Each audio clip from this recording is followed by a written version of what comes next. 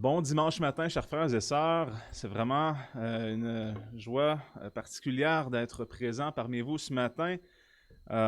Pour ceux qui ne le savent pas, hier était l'assemblée annuelle, l'assemblée générale annuelle de l'Église. Et les gens de l'Église réformée baptiste d'Actonville m'ont accordé l'honneur de pouvoir être le pasteur, l'ancien officiel dans cette église présentement, et c'est un grand privilège. J'espère être digne de cet appel et de cet office et de vous servir humblement avec toute la force que le Seigneur m'accordera. Alors, merci pour cela. Alors, ce matin, on va poursuivre l'enseignement avec la 7e partie de cette série sur la doctrine de l'élection. Ce prêche s'intitule « Les décrets de Dieu » et notre responsabilité morale. Pour débuter, nous allons nous courber dans un temps de prière. Très cher Père, on remet ce temps devant toi.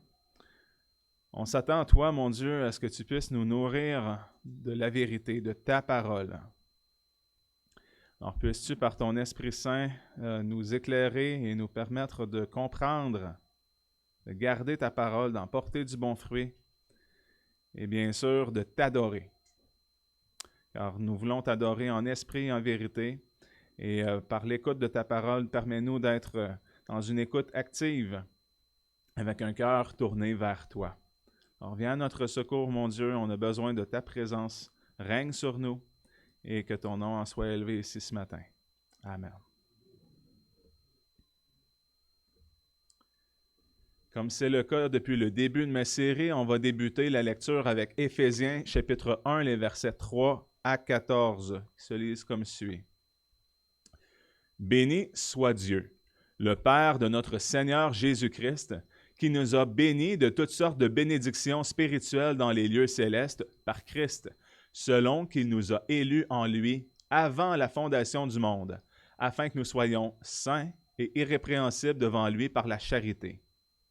Nous ayant prédestinés à être ses enfants adoptifs par le moyen de Jésus-Christ, d'après le bon plaisir de sa volonté, à la louange de la gloire de sa grâce, qu'il nous a gratuitement accordée en son bien-aimé, en qui nous avons la rédemption par son sang, la rémission des péchés, selon les richesses de sa grâce, qu'il a répandue sur nous abondamment par toutes sortes de sagesse et d'intelligence.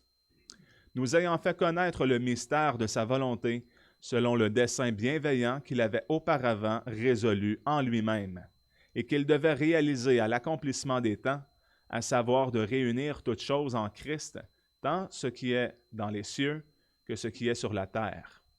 C'est en lui aussi que nous sommes devenus héritiers, ayant été prédestinés d'après le décret de celui qui opère toutes choses selon le dessein de sa volonté, afin que nous servions à la louange de sa gloire, nous qui avons les premiers espéré en Christ. En lui vous êtes aussi, après avoir entendu la parole de la vérité, l'évangile de votre salut, et avoir cru en lui, vous avez été scellés du Saint-Esprit qui avait été promis, lequel est un gage de notre héritage pour la rédemption de ceux qu'il s'est acquis, à la louange de sa gloire. » Pour débuter ce matin, on va faire une petite récapitulation. Alors, on a vu, durant ma série, j'ai déjà passé à travers les 5 points du calvinisme. Alors, dans le tableau qui vous est présenté à l'écran, vous avez d'un côté les 5 points du calvinisme et de l'autre côté, le contraire, les points défendus dans l'arménianisme. Alors, pour nous qui sommes calvinistes, nous croyons à la dépravation totale, l'élection inconditionnelle, l'expiation limitée, ou qu'on peut appeler aussi rédemption particulière, la grâce irrésistible et la persévérance des saints. De l'autre côté, c'est totalement le contraire. Les Arméniens, eux, c'est une dépravation qui est partielle, donc l'homme est mauvais, mais pas totalement. Il y a une élection conditionnelle, alors pour être élu, c'est conditionnel à ce que l'homme fasse quelque chose. Expiation illimitée. Eux, dans le fond, c'est que Jésus est mort vraiment pour tout le monde. Mais de l'autre côté, ils vont limiter l'efficacité du sang de Christ parce que si Jésus est mort pour tout le monde, mais que tout le monde n'est pas sauvé, eh bien, ils sont en train de limiter quelque chose d'important. Ils croient aussi à une grâce résistible, c'est-à-dire que ce n'est pas comme nous, on croit que Dieu conquiert notre résistance naturelle. C'est pour ça qu'on appelle ça une grâce irrésistible. Mais pour eux, ils disent que l'homme peut par lui-même résister à la grâce de Dieu. Et ils croient bien sûr à la chute de la grâce, un salut conditionnel dépendant de notre persévérance à nous. C'est-à-dire que généralement, ils croient à la perte du salut.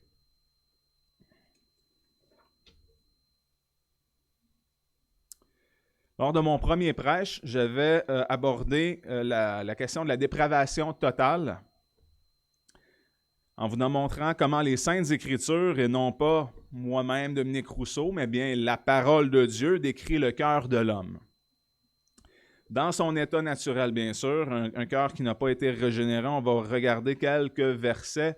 Ici, Jérémie 17,9, « Le cœur est trompeur par-dessus tout et désespérément malin. Qui le connaîtra? » Alors, c'est tellement mauvais, hein, désespérément malin. Il n'y a pas d'espoir tellement il est mauvais. Et le cœur est trompeur, c'est-à-dire qu'il est tortueux. Matthieu 7, 11, c'est Jésus qui s'adresse en disant « Si donc vous qui êtes mauvais, savez donner à vos enfants de bonnes choses, combien plus votre Père qui est dans les cieux en donnera-t-il de bonnes à ceux qui les lui demandent? » Alors, ça me fait penser aussi à cette histoire où Jésus corrige la conception d'un homme riche qui va le voir et qui s'adresse à lui en lui disant « Bon maître ». Et Jésus lui rectifie tout de suite sa compréhension en disant « Seul Dieu est bon ». Pourquoi? Si Jésus est Dieu, Jésus doit rectifier ça. Eh bien, c'est parce que ce jeune homme-là ne l'abordait pas en tant que Dieu, il l'abordait en tant qu'un simple rabbi, une autorité juive comme les autres. Alors, c'est pour ça, c'est comme si Jésus disait, bien, si tu crois que je suis un homme, un simple rabbi, un maître, eh bien, tu ne devrais pas m'appeler bon, parce que seul Dieu est bon. Et encore dans Éphésiens, chapitre 2, les versets 1 à 3, « Et vous qui étiez morts dans vos fautes et dans vos péchés, dans lesquels vous avez marché autrefois, selon le train de ce monde, selon le prince de la puissance de l'air, de cet esprit qui agit maintenant dans les fils de la rébellion, parmi lesquels nous vivions tous autrefois, selon les convoitises de notre chair, accomplissant les désirs de la chair et de nos pensées, et nous étions par nature des enfants de colère comme les autres. » Donc, il n'y a vraiment pas de distinction dans chaque humain. Vous êtes certain, à chaque fois qu'il y a un nouveau petit bébé qui naît dans le monde, il est corrompu, affecté par une nature pécheresse. Lors de mon deuxième prêche, j'avais enseigné à propos de l'élection inconditionnelle, démontrant que Dieu nous a élus sans que nous ayons accompli des conditions préalables. Alors, il n'y avait rien que nous avions à faire en premier pour être élu de Dieu. Cela va de pair avec la doctrine de la dépravation totale, puisque si on vient au monde totalement dépravé, corrompu par le péché, nous sommes incapables de faire quoi que ce soit ou de rechercher quoi que ce soit de bien. Nous étant spirituellement morts, bien, il est normal que Dieu nous ait élus inconditionnellement, puisque sinon, s'il y aurait attendu quelque chose de nous, bien personne n'aurait pu être sauvé. Il est impératif que notre élection soit inconditionnelle. Romains 3, 23, car il n'y a point de distinction, puisque tous ont péché et sont privés de la gloire de Dieu. Donc, point de distinction, c'est tous pareils. On n'échappe pas à ça. Nous sommes tous pécheurs. Romains 5, 6, car lorsque nous étions encore sans force, Christ est mort en son temps pour des impies. Un impie, ce n'est pas quelqu'un de neutre, c'est quelqu'un qui est hostile, qui est rebelle, qui est mauvais. Éphésiens, chapitre 1, les versets 4 à 6, « Selon qu'il nous a élus en lui, avant la fondation du monde. » afin que nous soyons saints et irrépréhensibles devant lui par la charité, nous ayant prédestinés à être ses enfants adoptifs par le moyen de Jésus-Christ, d'après le bon plaisir de sa volonté. Pas d'après nos œuvres, pas d'après quelque chose de bon qu'il a vu dans le futur de nous, d'après le bon plaisir de sa volonté, à la louange de la gloire de sa grâce qu'il nous a gratuitement accordée en son bien-aimé. On n'a pas eu à faire quoi que ce soit pour mériter. Il nous l'a donné gratuitement. Dans la troisième prédication, j'avais expliqué la doctrine de l'expiation limitée, aussi appelée rédemption particulière. L'important à retenir est que nous ne limitons pas l'efficacité, bien sûr, du sacrifice de Jésus. Lorsque le sang de Jésus a coulé, il n'y a pas une goutte de son sang qui fut gaspillée, mais nous limitons la portée. C'est-à-dire que Christ est mort pour les élus. Et tous ceux pour qui Christ est mort seront sauvés parce qu'il aura porté tous leurs péchés au complet. Alors, les élus sont qui? Bien, ce sont les brebis que le Père a données au Fils.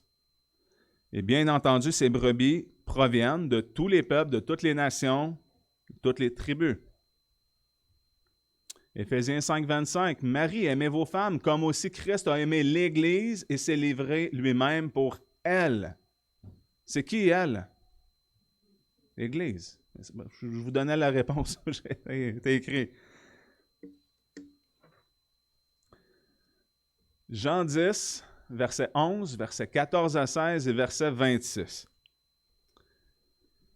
Jésus parle en disant « Je suis le bon berger donne sa vie pour ses brebis. Je suis le bon berger, et je connais mes brebis, et je suis connu d'elles. Comme mon Père me connaît et que je connais mon Père, et je donne ma vie pour mes brebis. Et j'ai d'autres brebis qui ne sont pas de cette bergerie. Il faut que je les amène, et elles entendront ma voix. Il y aura un seul troupeau et un seul berger. Mais vous ne croyez pas, parce que vous n'êtes point de mes brebis, comme je vous ai dit. » Alors, voilà la cause de l'incrédulité. Si vous n'êtes pas brebis, c'est la raison pour laquelle vous ne croyez pas. Ensuite, lors des 4e et 5e prêches, j'ai expliqué la grâce irrésistible. Cette doctrine n'enseigne pas que l'homme ne résiste jamais, mais plutôt que la résistance de l'homme est vaincue par Dieu lorsque celui-ci décide de l'attirer à lui, de le conquérir, de conquérir son cœur par sa pure grâce. Ainsi, l'homme n'accepte pas Jésus dans son cœur et le reçoit. La repentance et la foi sont des dons de Dieu. Toute la création bénéficie de la grâce commune de Dieu, mais seuls les élus sont au bénéfice d'une grâce spéciale, d'une grâce particulière où Dieu intervient pour faire naître de nouveau celui qu'il sauve.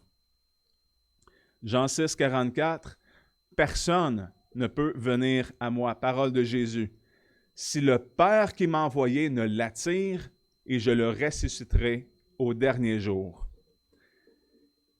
Je vous avais expliqué que ce mot-là, le verbe « attirer » ici dans le grec est « elkouo », et c'est exactement le même mot grec qui est employé dans Jean au chapitre 21, lorsqu'il y a le récit où les disciples de Jésus ont jeté des filets à l'eau, et là, ils sont incapables de les retirer à cause du poids des poissons, tellement il y a des poissons. Alors, quand les disciples tirent le filet ou que ça dit qu'ils sont incapables de les retirer, c'est le même mot qui est ici, attirer, elkouo.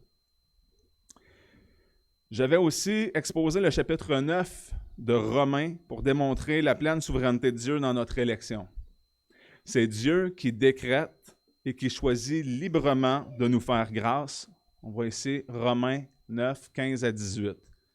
Car il dit à Moïse, « Je ferai miséricorde à celui à qui je ferai miséricorde, et j'aurai pitié de celui de qui j'aurai pitié.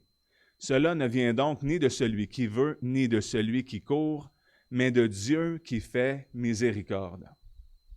Car l'Écriture dit à Pharaon, « Je t'ai suscité pour ceci. » Donc voilà le but. « Pour faire voir en toi ma puissance, et pour que mon nom soit proclamé par toute la terre. Il fait donc miséricorde à qui il veut, et il endurcit celui qu'il veut. » Bref, c'est sa création, c'est son histoire. Et comme il est écrit, nous sommes poussière, Dieu est Dieu. Nous sommes que de la poussière dans laquelle il a insufflé un souffle de vie. Et le pot ne peut pas contester le potier. Romains 9, 20. Mais plutôt, ô homme, qui es-tu, toi, qui contestes avec Dieu? Le vase d'argile dira-t-il à celui qui l'a formé, pourquoi m'as-tu fait ainsi? Alors, ça nous ramène à être totalement humbles devant Dieu. Nous ne pouvons pas contester avec lui. Il est maître de toute sa création et il fait ce qu'il veut. Et ses voies sont parfaites. Finalement, lors de ma 6e prédication, la dernière, j'avais abordé le dernier point du calvinisme, qui est la persévérance des saints. Cela implique que puisque Dieu est l'auteur de notre salut, Dieu assure aussi notre persévérance. Dieu nous préserve et nous sanctifie et s'assure de nous sauver efficacement jusqu'au bout, jusqu'à la fin. J'avais enseigné que cette doctrine ne devait pas anéantir ou invalider les avertissements d'apostasie contenus dans les Saintes Écritures. Alors, lorsque on est mis en garde, eh bien, il faut tout prendre ça au sérieux. Parce que comme l'Évangile doit être prêché sans discrimination à tout le monde, eh bien, ces avertissements sont contenus dans la Bible aussi pour tout le monde. Parce que nous ne savons pas qui sont les élus. Alors, lorsqu'on s'adresse, qu'on prêche la parole de Dieu, on la prêche dans son entièreté. Et les avertissements nous sont utiles. Jean 6, 39. Or, c'est ici la volonté du Père qui m'a envoyé, que je ne perde aucun de ceux qu'il m'a donnés, mais que je les ressuscite au dernier jour. Alors, on peut avoir une confiance que tous les élus seront sauvés parce que Jésus-Christ n'en perdra pas un. C'est la volonté de Dieu le Père. Philippiens 1,6, étant persuadé que celui qui a commencé en vous cette bonne œuvre en poursuivra l'accomplissement jusqu'au jour de Christ. Alors Dieu est vivant, il est actif dans nos vies et il poursuit l'œuvre qu'il a entamée. Alors c'est ce qui fait le tour des 5 points du calvinisme. C'est un très bref résumé des 6 premières prédications.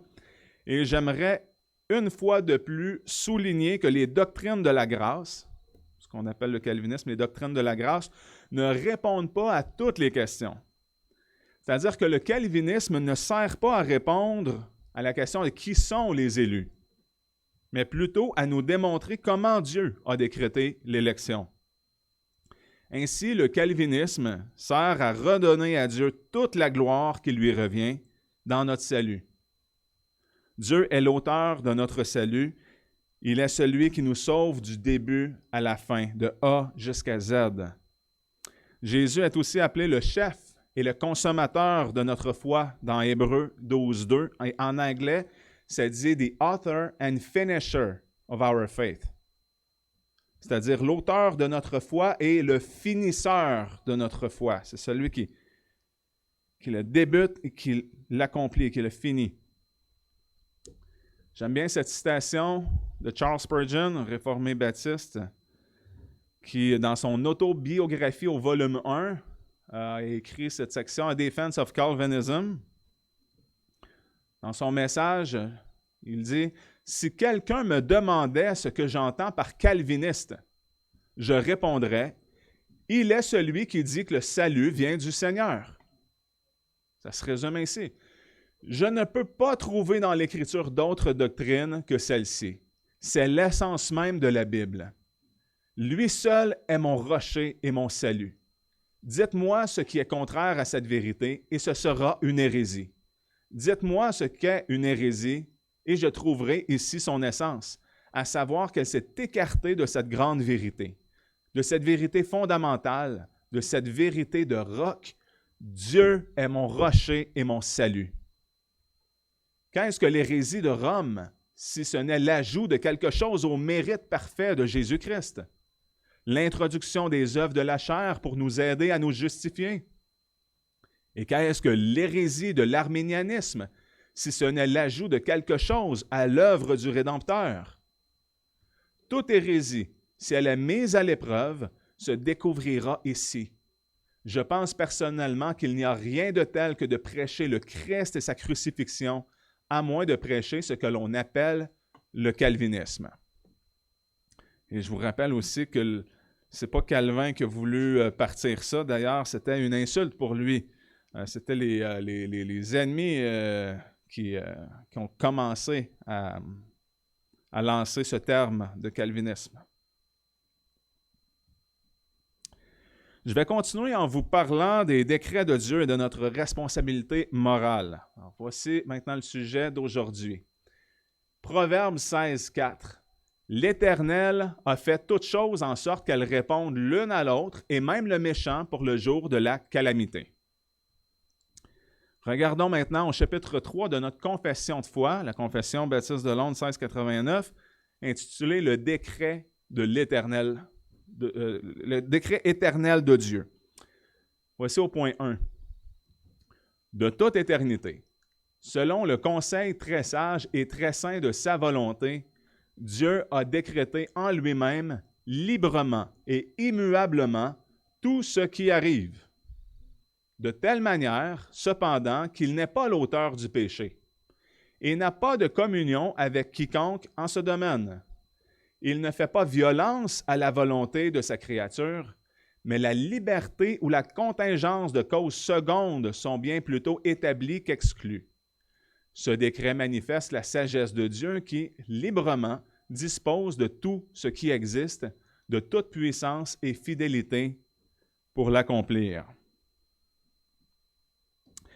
Bref, Dieu décide de tout et il n'est influencé par personne. Ésaïe 46:10, « J'annonce dès le commencement ce qui doit arriver, et longtemps d'avance ce qui n'est pas encore fait, je dis, mon dessein tiendra et j'exécuterai toute ma volonté. » Alors, si on voit, ce n'est pas qu'il annonce les choses parce qu'il les connaît, c'est parce qu'il les fait, c'est son dessein, c'est sa volonté, c'est lui qui exécute. Acte 4, les versets 27 et 28. « En effet, contre ton saint serviteur Jésus que tu as oint, Hérode et Ponce Pilate se sont ligués dans cette ville avec les nations et avec les peuples d'Israël pour faire tout ce que ta main et ton conseil avaient arrêté d'avance. » Alors, je vous pose une petite question. Dans ce passage, qui s'allie contre Jésus-Christ? Alors, on voit Hérode et Ponce Pilate, bien sûr, c'est-à-dire les autorités romaines. Ensuite, les nations, c'est-à-dire les non-juifs. Et voilà, les peuples d'Israël, c'est-à-dire tous les Juifs, tout le peuple hébreu. Au final, c'est tout le monde. Tout le monde a conspiré contre Jésus, le oint de l'Éternel. Tout le monde s'est associé pour faire exactement ce que Dieu avait déjà déterminé. Mais attention, il est aussi dit que Dieu n'est jamais l'auteur du péché. Alors, comment Dieu pourrait-il être celui qui choisit tout ce qui arrive, qui a décrété toutes choses, y compris la chute, le péché, mais sans jamais en être l'auteur? C'est ce que notre confession de foi affirme, c'est ce que la Bible aussi nous enseigne, mais je vais vous expliquer ça un peu. On va aller plus en détail lors de la prédication, mais pour l'instant, je vais juste me contenter de vous démontrer ce que la Bible affirme. Jacques 1,13. « Que personne ne dise lorsqu'il est tenté, c'est Dieu qui me tente, car Dieu ne peut être tenté par le mal et lui-même ne tente personne. » Alors, il faut que ça soit clair dans notre esprit. Et là, ça pourrait être quelque peu difficile à comprendre. Comment un Dieu parfait, qui est sans péché, peut avoir tout décrété, y compris le mal? Comment Dieu a-t-il pu ordonner la chute de l'homme, l'arrestation, la crucifixion de Jésus-Christ, son Fils bien-aimé, sans être responsable du péché? Puisque l'Écriture nous dit que Dieu est lumière, qu'il n'y a aucune ténèbre en lui, qu'il n'a aucune communion avec le péché. Comment Dieu pourrait-il se servir des hommes méchants pour accomplir ses plans? Et si vous vous posez cette question, dites-vous bien que vous n'êtes pas le seul, puisque même le prophète Habakkuk avait ce dilemme. Et on va le voir dans l'Ancien Testament ici, Habakkuk chapitre 1, les versets 12 et 13. « N'es-tu pas de toute éternité, ô Éternel mon Dieu, mon Saint? Nous ne mourrons point. Éternel, tu as mis ce peuple pour exercer un jugement. Ô mon rocher, tu l'as établi pour châtier. » Il parle des Chaldéens. « Tu as les yeux trop purs pour voir le mal, et tu ne peux pas regarder l'iniquité. Pourquoi regarderais-tu les perfides, et te tairais-tu quand le méchant dévore celui qui est plus juste que lui? » Alors, dans ce contexte, le prophète est témoin du jugement de Dieu qui s'abat sur la nation d'Israël par la main des Chaldéens, c'est-à-dire un peuple qui est méchant, qui est perfide, des idolâtres contre Dieu. Et Dieu décide d'utiliser les Chaldéens pour venir juger Israël. Et bien que les Juifs soient une nation corrompue, ils étaient en comparaison avec les Chaldéens d'un point de vue humain, ils étaient meilleurs qu'eux. Ils étaient moins mauvais. Alors, ça pose un dilemme au prophète Habakkuk qui se demande comment Dieu pourrait utiliser une nation encore plus méchante, encore pire, pour punir un peuple qui est, selon lui, plus juste que ses oppresseurs. Mais plutôt que d'achopper sur cette contradiction apparente, remarquez bien comment le prophète amène ses interrogations tout en s'appuyant sur le caractère et les attributs de Dieu.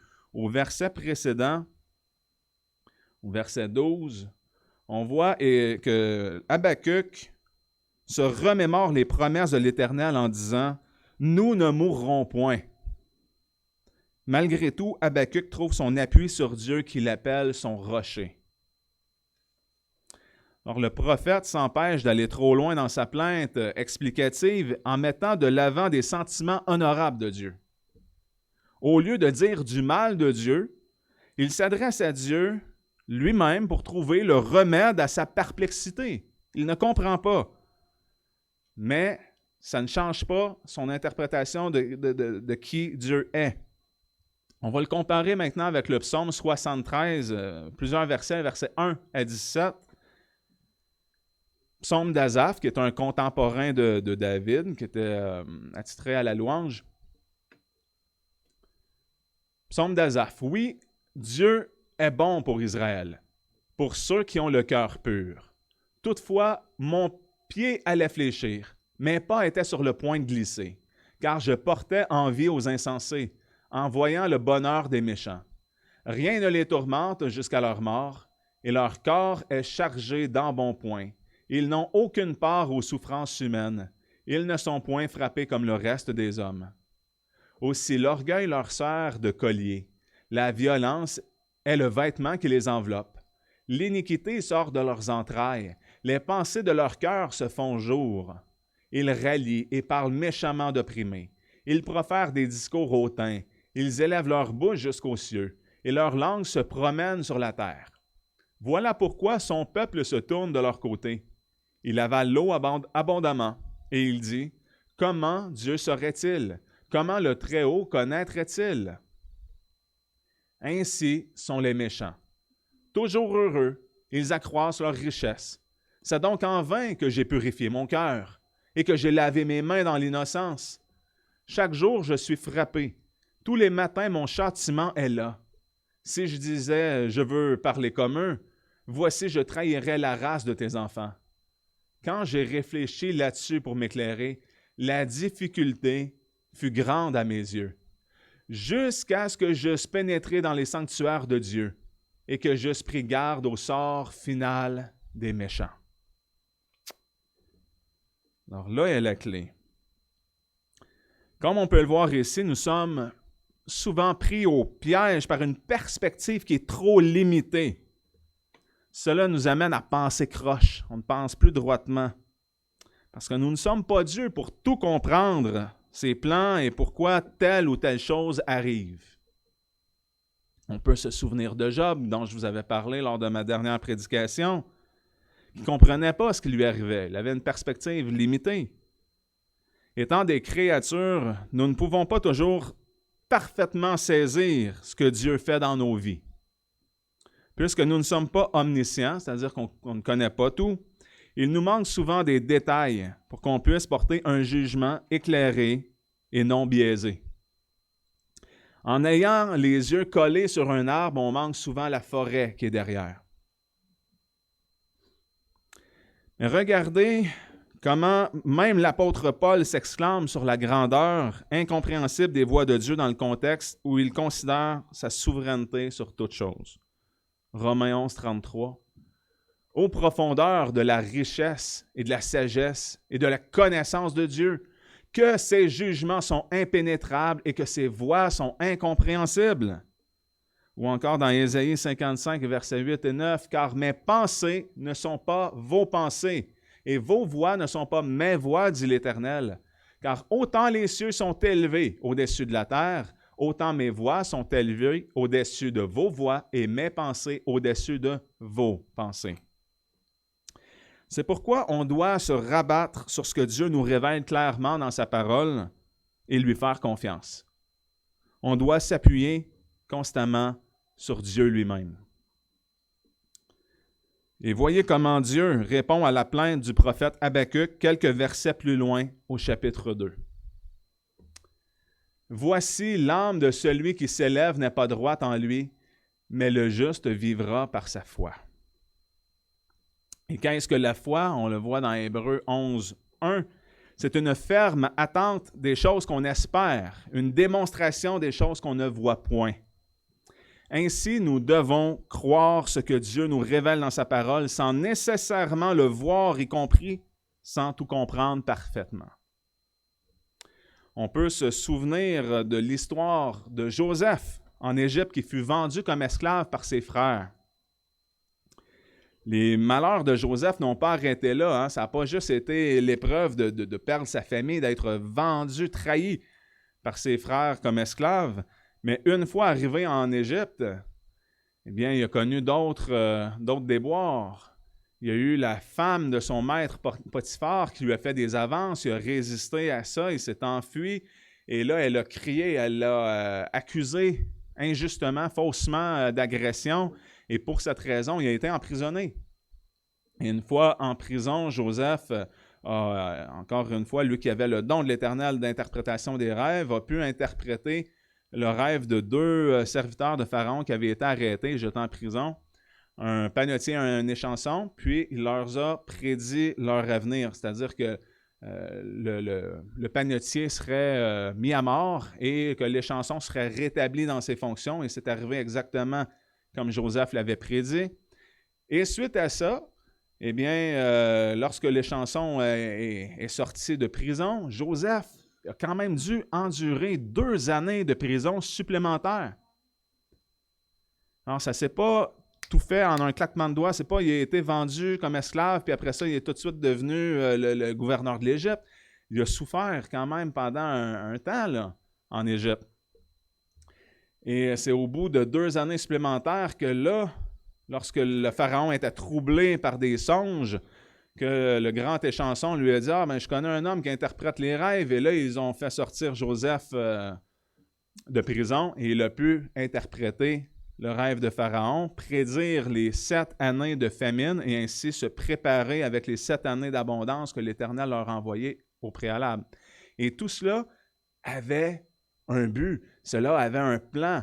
C'est que Dieu a utilisé Joseph en l'envoyant en Égypte d'avance afin qu'il puisse protéger son peuple choisi de la famine. Et c'est ce qui est arrivé quand il y a eu la grande famine. Les frères de Joseph sont retournés en Égypte pour aller chercher de la nourriture. Et Joseph les a reconnus et éventuellement, je raccourcis l'histoire, mais il a éventuellement demandé à sa famille, à son père, de venir les rejoindre en Égypte. Et c'est ainsi que Dieu a pu préserver son peuple, Israël et ses enfants, et les 12 tribus qui ont pu se perpétuer. Genèse 50-20. vous aviez pensé à me faire du mal, c'est Joseph qui parle.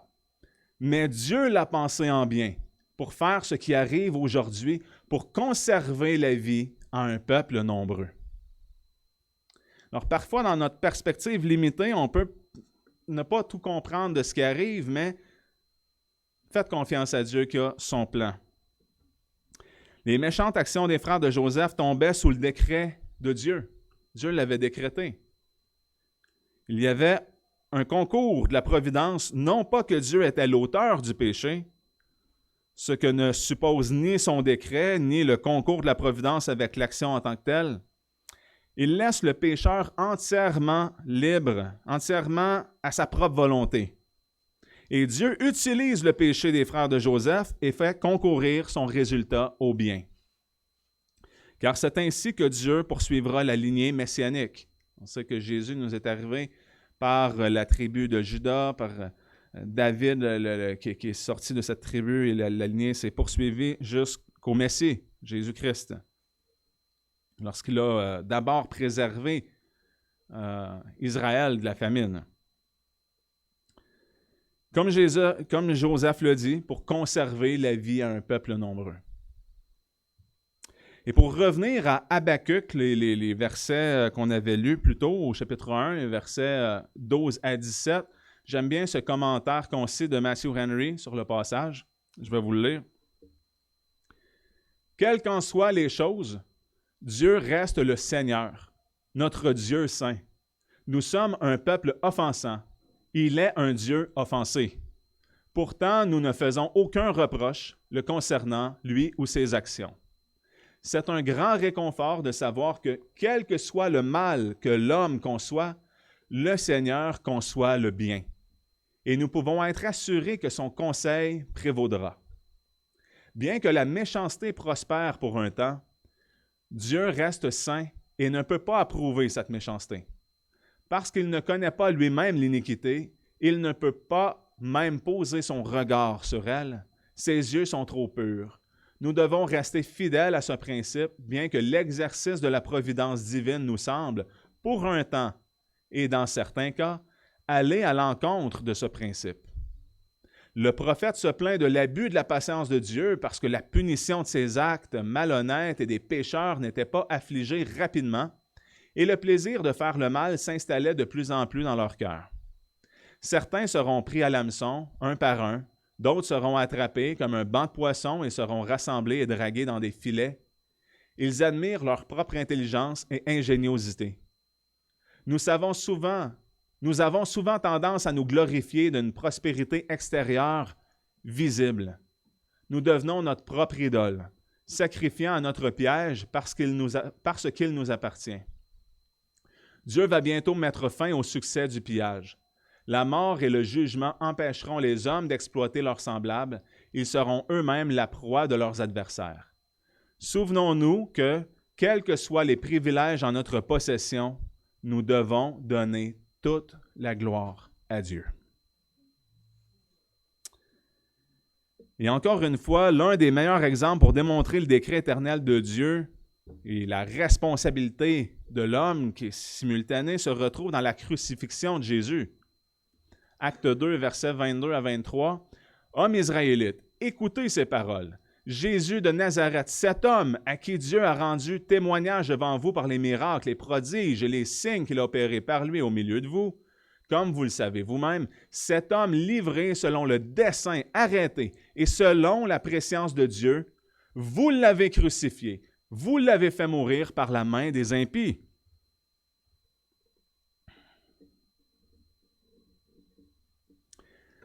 D'une part, Dieu l'a décrété. C'était son dessein arrêté, prévu depuis toute éternité. Et du même coup, on voit que les Juifs sont accusés d'avoir fait mourir Jésus par la main des impies, c'est-à-dire des Romains. Les deux ne se contredisent pas. Ésaïe 45, versets 4 à 7. Voyons voir au sujet de la responsabilité morale de l'homme. « Pour l'amour de Jacob, mon serviteur, et d'Israël, mon élu, je t'ai appelé par ton nom, et je t'ai choisi quand tu ne me connaissais pas. » On parle de Cyrus. « Je suis l'Éternel, il n'y en a point d'autre. Il n'y a pas d'autre Dieu que moi. Je t'ai ceint quand tu ne me connaissais pas, afin qu'on sache du soleil levant au soleil couchant qu'il n'y en a point d'autre que moi. Je suis l'Éternel, il n'y en a point d'autre, qui forme la lumière et qui crée les ténèbres, qui fait la prospérité et qui crée l'adversité. C'est moi, l'Éternel, qui fait toutes choses. Alors, on voit le spectre là, d'un bout à l'autre, des lumières jusqu'aux ténèbres, de la prospérité jusqu'à l'adversité. On a vu plutôt des exemples où Dieu peut utiliser des hommes pour faire le mal afin de faire avancer son plan, exécuter ses jugements ou en faire ressortir un plus grand bien. Dieu peut aussi utiliser des hommes pour faire le bien, apporter la délivrance, accomplir ses desseins, comme c'était le cas lorsque Dieu a utilisé le roi Cyrus pour délivrer Israël de la captivité babylonienne. Mais le point dont je veux faire ressortir de ce passage consiste au fait que Dieu déclare être celui qui crée les ténèbres, qui crée l'adversité. En anglais, il dit « I make peace and I create evil ». Evil, c'est la méchanceté. « I create evil ». Maintenant que nous savons que Dieu décrète toutes choses, que Dieu est celui qui forme la lumière et qui crée les ténèbres, qui fait la paix et qui crée l'adversité, on peut se poser la question, comment l'homme peut-il être blâmable pour ses actions?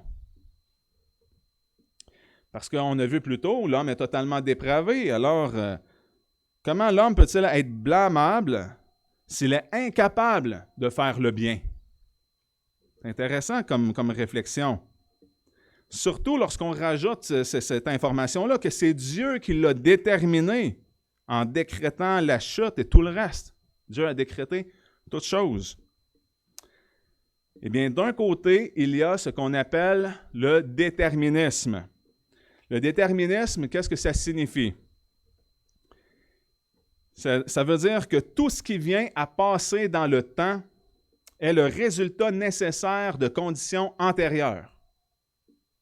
Et ici, la cause première, c'est Dieu. Dieu est toujours la cause première, celui qui décrète toutes choses. En tant que calvinistes, nous sommes déterministes. Nous croyons, tel que la Bible l'affirme, à un décret d'élection immuable, c'est-à-dire qu'il ne change pas. Un décret d'élection immuable de Dieu, choisi par Dieu, déterminé par Dieu. De l'autre côté, il y a le libertarianisme. Ça, c'est la vision comme quoi que nos choix ne sont pas déterminés par des conditions précédentes. Selon cette position, Dieu serait en fait un spectateur qui réagit au choix de l'homme. Les Arméniens adhèrent au libertarianisme. Et la position calviniste est celle du compatibilisme. Qu'est-ce que c'est? Eh bien, c'est-à-dire que le déterminisme qu'on voit là et la responsabilité morale sont compatibles, la responsabilité morale de l'homme. Et pour simplifier tout ça, nous croyons qu'il n'y a pas de contradiction entre le fait que Dieu décrète toutes choses et que l'homme soit simultanément moralement responsable, malgré sa dépravation totale, son incapacité à choisir le bien. Les Arméniens rejettent que l'homme peut être moralement responsable et simultanément incapable de choisir le bien. Selon eux, pour être blâmable de leurs méchantes actions, il faut être délibérément capable de choisir le bien ou de le rejeter. Concernant cet argument, laissez-moi vous démontrer que nous appliquons ce même principe-là, mais à l'inverse envers Dieu. Répondez à cette question. Croyez-vous que Dieu est digne de louange? On est ici ce matin pour ça. On est là pour l'adorer. La réponse est simple. On ne serait pas ici si Dieu n'était pas digne de louange. Même les athées devraient reconnaître que si le Dieu de la Bible existe, il doit être digne de louange. C'est logique. Anselme de Cantorbéry, un théologien, philosophe qui est célèbre pour son argument ontologique, c'est-à-dire à propos de l'être, et affirme que si Dieu existe, il est l'être tel que rien de plus grand ne peut être pensé. Un tel être si grand et merveilleux se doit d'être parfait, sans quoi on serait incapable de penser à quelque chose de meilleur. Donc, si Dieu est parfait, il devrait toujours faire le bien et ne jamais pouvoir faire le mal. S'il pouvait faire le mal, si Dieu avait la capacité de faire le mal, il serait mauvais. Et s'il pouvait un jour faire le bien, puis un autre jour faire le mal, il serait muable. On parle d'un Dieu qui est immuable, qui ne change pas. Un Dieu muable, par définition, ne serait pas parfait. Car la perfection implique qu'il ne peut plus y avoir d'amélioration. Donc, quand on atteint la perfection, on ne peut pas s'améliorer. Logiquement, on est déjà parfait. Et la perfection implique aussi qu'il ne peut pas y avoir de dégradation. 2 Samuel 22, 31, la voix de Dieu est parfaite. La parole de l'Éternel est éprouvée. Il est le bouclier de tous ceux qui se retirent vers lui. Deutéronome 32, 4, l'œuvre du rocher est parfaite, car toutes ses voies sont la justice même. C'est un Dieu fidèle et sans iniquité, il est juste et droit. Et Matthieu 5, 48, soyez donc parfaits, comme votre Père qui est dans les cieux est parfait. La parole de Dieu est catégorique. Dieu est parfait. Donc, Dieu est immuable. Il ne peut pas s'améliorer, il ne peut pas régresser. Dieu ne change pas. Donc, nous sommes tous d'accord pour dire que Dieu est parfait. C'est ce que la parole nous déclare. Donc, par définition, Dieu ne change pas et Dieu étant parfait et immuable, Dieu ne peut pas faire autrement que le bien. Dieu est incapable de faire le mal. Titre 1-2, en vue de l'espérance de la vie éternelle, que Dieu, qui ne peut mentir, a promise avant les temps éternels. Dieu ne peut pas mentir. Il est parfait, il ne peut faire aucun mal. Et pourtant, vous m'avez répondu plus tôt que Dieu est digne de louange.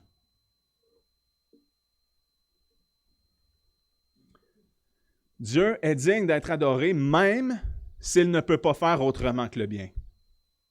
Vous voyez la logique? Donc, de la même manière, l'homme est aussi blâmable pour le mal qu'il fait malgré son incapacité à faire autrement. On applique la même logique ici.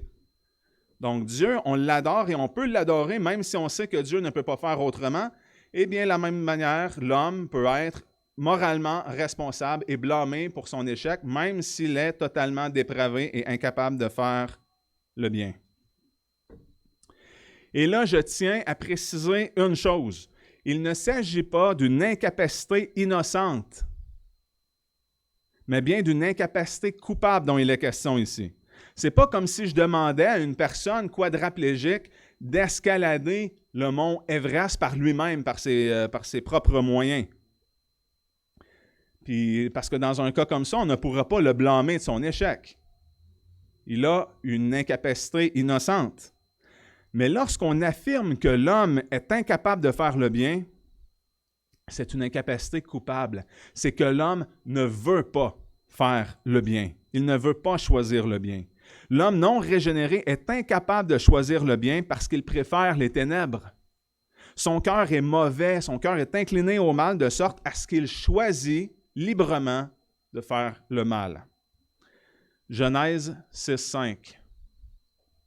L'Éternel vit que la méchanceté des hommes était grande sur la terre et que toutes les pensées de leur cœur se portaient chaque jour uniquement vers le mal. Genèse 8:21. Et l'Éternel respira l'agréable odeur.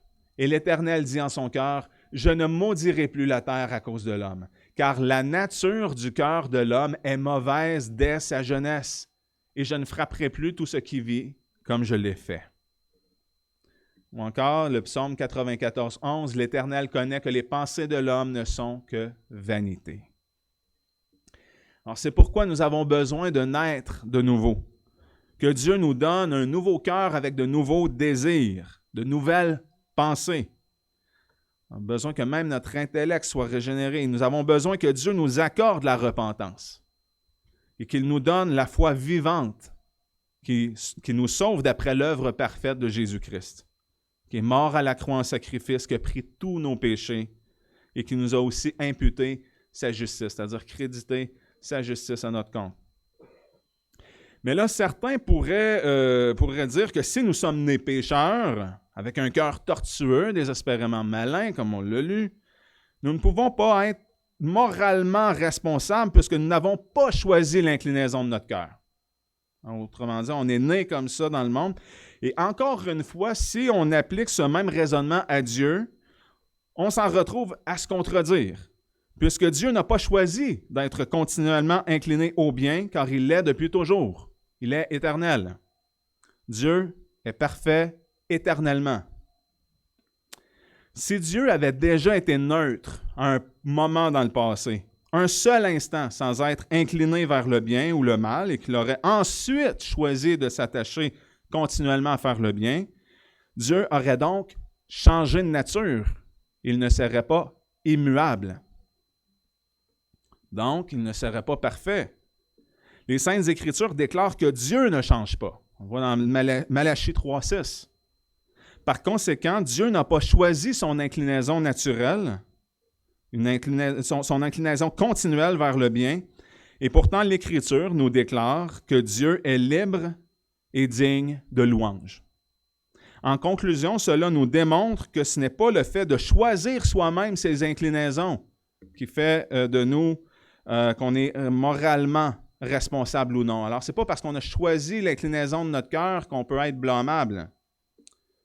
Et si on pense à ça un petit instant, imaginons si on pouvait débuter en choisissant les inclinaisons de notre cœur.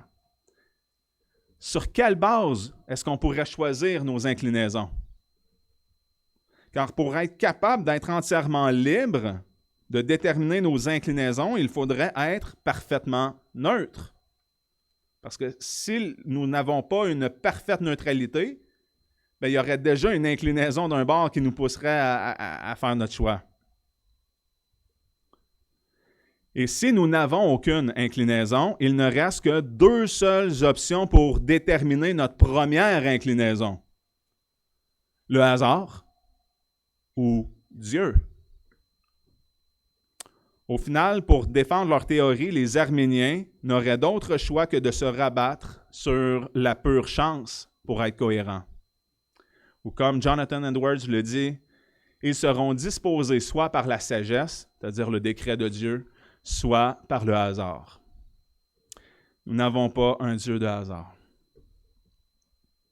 Voyons voir quelques objections maintenant sur ce que je viens de vous enseigner. Si Dieu prédestine les hommes à faire le mal, cela démontrerait qu'il les force à le faire. Ça, c'est une objection auquel on pourrait être confronté. On parle ici de l'argument de coercition. Ce que les Arméniens présupposent en nous disant ça, en utilisant cet argument-là, est que Dieu aurait le pouvoir de contraindre l'homme, de le forcer à faire quelque chose contre son gré. Mais ce n'est pas du tout ce que dit le calvinisme. Dieu ne force pas les hommes à pécher.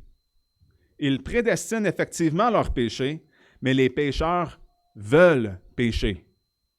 Aucun homme n'est contraint à faire ce qu'il ne veut pas. Dieu ne force personne.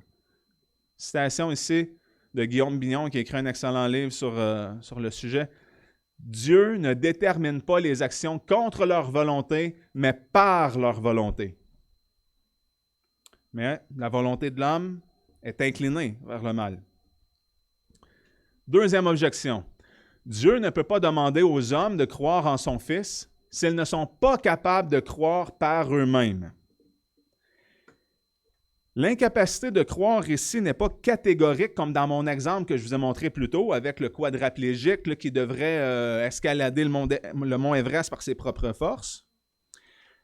La personne paralysée serait justifiée de ne pas escalader la montagne puisqu'elle serait catégoriquement incapable de le faire.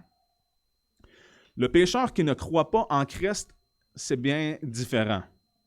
Il choisit délibérément de ne pas croire en Jésus-Christ. Parce qu'il ne veut pas croire. S'il le voulait, il pourrait. Mais l'homme pécheur est hostile à Dieu. Il est ennemi du bien, il est rebelle, il est impie, un enfant de colère, et par conséquent, il choisit toujours la mort, préférant les ténèbres à la lumière. C'est pourquoi nous avons besoin que Dieu intervienne et qu'il nous fasse grâce, qu'il nous attire irrésistiblement à lui, qu'il nous conquiert, qu'il nous donne un cœur nouveau avec des désirs nouveaux. De plus, cet argument-là est dévastateur pour les Arméniens. Parce qu'encore une fois, je sais qu'il n'y a pas grand monde qui s'attarde de nos jours à étudier la logique, mais c'est important. Dieu exige pourtant une obéissance parfaite à toute la loi pour ne pas être condamné. Il nous demande d'être parfait. Il n'y a rien de souillé qui va entrer en la présence de Dieu. Et personne ne peut vivre une vie pleinement parfaite. On l'a lu plus tôt. Tous ont péché et sont privés de la gloire de Dieu. Donc, l'Arménien devrait reconnaître sa propre position théologique comme injuste, puisque Dieu demande quelque chose que l'homme ne peut pas accomplir par lui-même. Alors, si les Arméniens voudraient être conséquents, eh bien, ils verraient là aussi une forme d'injustice. Troisième objection, si le calvinisme est vrai, Dieu a décrété le péché. S'il l'a décrété, il en est l'auteur et donc responsable moralement pour son existence. C'est de la manière dont les Arméniens peuvent réfléchir. Et à ce sujet, je vous ai déjà démontré lors de ma série que les Arméniens ont le même problème. Pourquoi?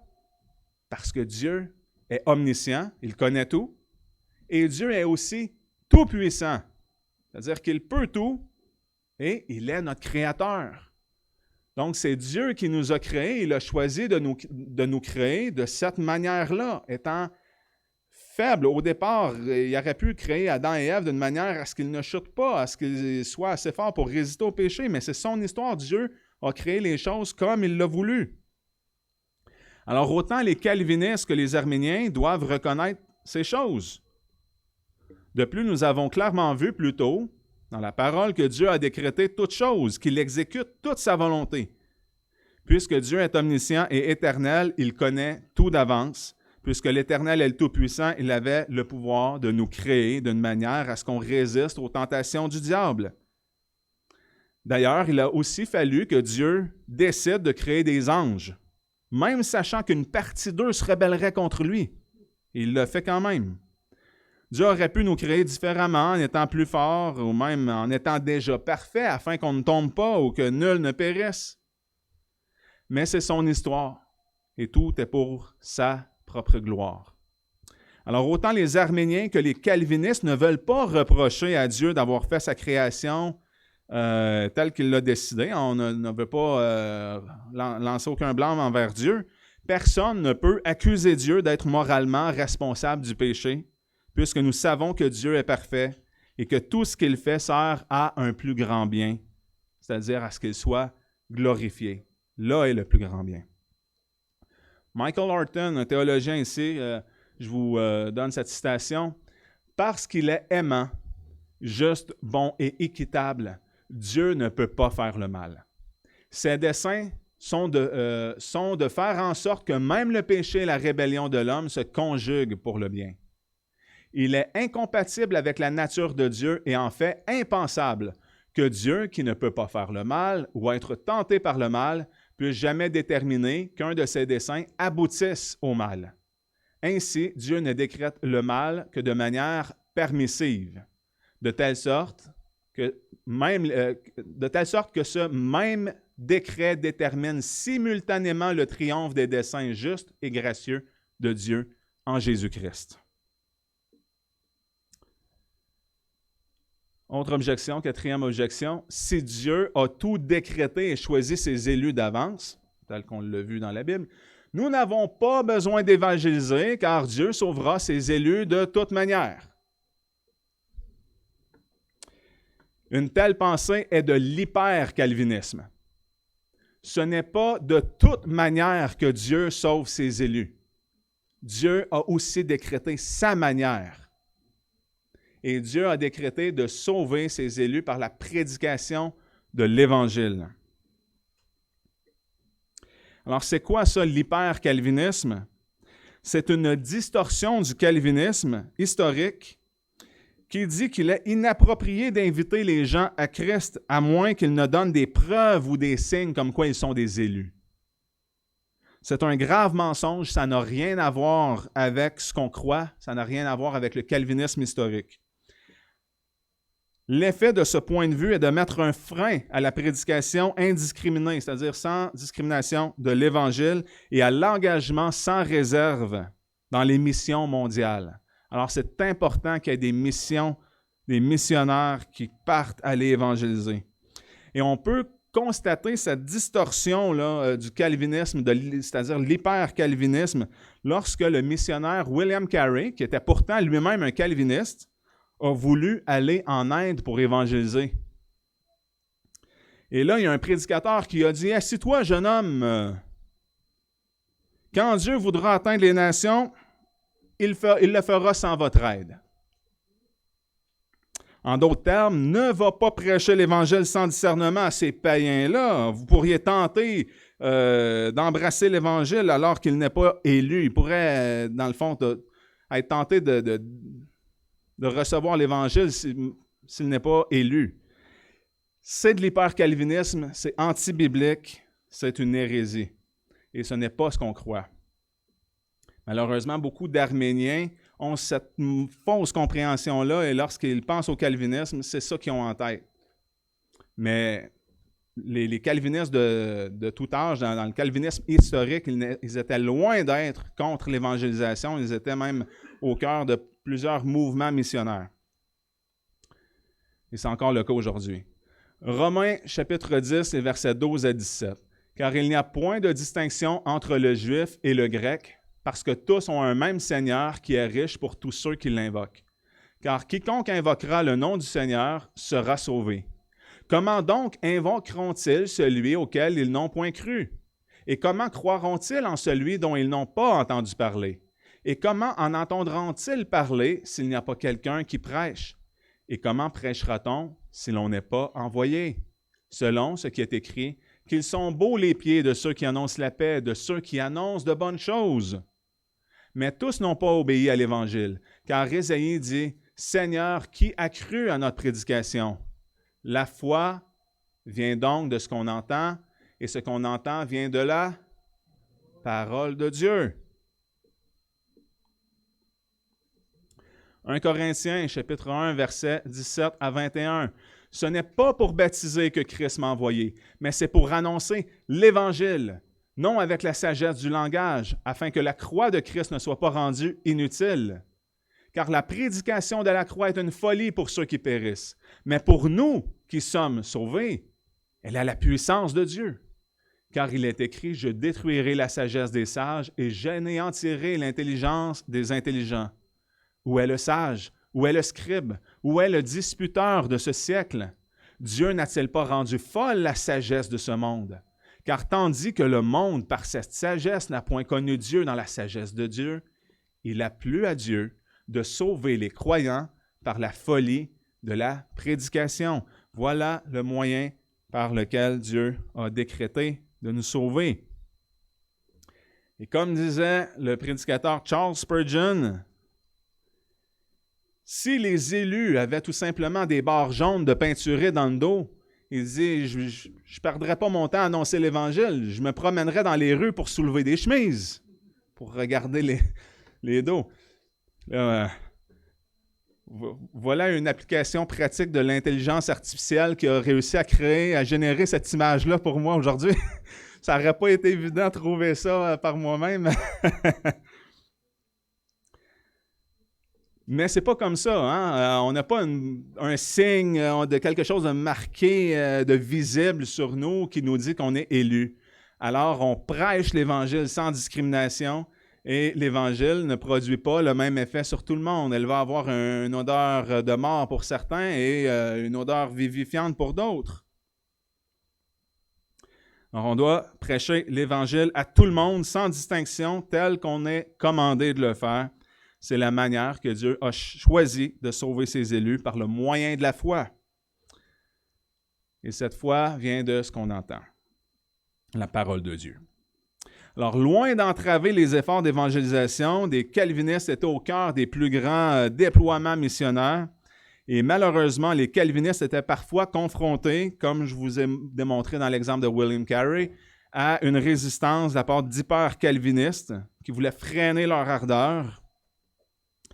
Mais William Carey, qui était calviniste, lui, il avait à cœur d'évangéliser l'Inde. Et c'est une mauvaise compréhension du calvinisme qui a entraîné de l'opposition à son projet d'aller en Inde. Nous ne sommes pas permis d'aller plus loin que ce que la parole de Dieu nous déclare. La parole de Dieu nous enseigne et nous commande d'aller évangéliser. Alors nous devons obéir à l'ordre du Seigneur Jésus d'aller faire des disciples de toutes les nations. Matthieu 28, versets 19 à 20. « Allez donc et instruisez toutes les nations, les baptisant au nom du Père, du Fils et du Saint-Esprit, et leur apprenant à garder tout ce que je vous ai commandé. Et voici, je suis avec vous tous les jours jusqu'à la fin du monde. Amen. » C'est ce que les calvinistes croient et c'est ce que les chrétiens devraient croire. Les doctrines de la grâce, lorsqu'elles sont bien comprises, devraient nous motiver à aller évangéliser. En conclusion, rappelons-nous ces choses. Gardons-nous de ne pas penser trop loin alors que nous sommes des créatures limitées. Rappelons-nous que les pensées de Dieu ne sont pas les nôtres. Acceptons la parole de Dieu telle qu'elle est, c'est-à-dire que Dieu a tout décrété. Il n'y a aucune parcelle d'injustice en Dieu. Nous avons affaire à un Dieu qui est parfaitement bon et juste. Et que nous plaçons notre entière confiance, sachant qu'il ne se trompe jamais, que tout ce qu'il fait a un but et a comme but le bien, et qu'il mérite notre entière adoration. Souvenons-nous aussi de l'histoire de Joseph, qui a subi de l'injustice. Mais au moment où Joseph a été vendu par ses frères comme esclave, où il a été emprisonné injustement, après avoir subi de fausses accusations, jeté dans une prison égyptienne, il n'avait pas toute la perspective de Dieu, il ne comprenait pas, il ne savait pas que cela était pour le conduire à un plus grand bien, puis à pouvoir préserver la vie à un peuple nombreux. Souvenons-nous aussi du prophète Habakkuk, qui devant le jugement de Dieu, qu'il ne comprenait pas, il continuait malgré tout à mettre sa confiance en l'Éternel en se rappelant ses promesses et les attributs de Dieu. Gardons nos yeux fixés sur Dieu. Surtout, souvenons-nous de l'amour de Dieu manifesté en Jésus-Christ, car c'est là où Dieu fait éclater son amour envers nous, pauvres pécheurs moralement responsables, coupables d'avoir enfreint la loi parfaite de Dieu. Alors, gloire à Dieu pour sa justice, gloire à Dieu pour son amour. Je vous remercie beaucoup pour votre attention. Et lors de ma prochaine prédication, nous allons voir les objections contre le calvinisme, c'est-à-dire les versets les plus employés par les Arméniens pour s'objecter au décret d'élection et aux doctrines de la grâce. Je vous remercie. On va conclure avec un mot de prière.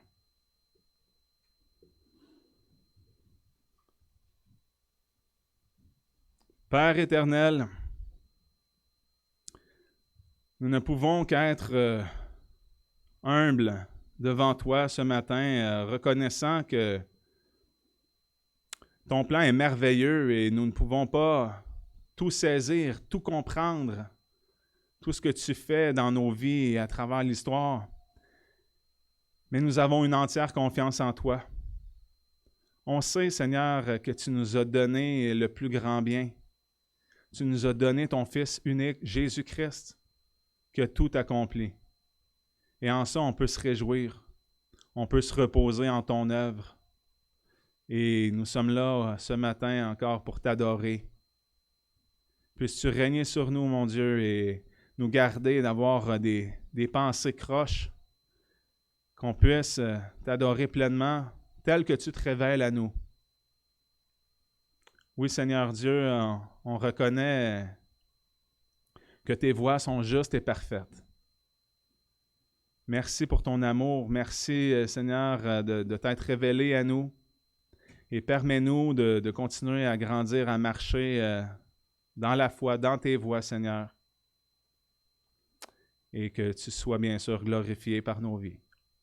Amen.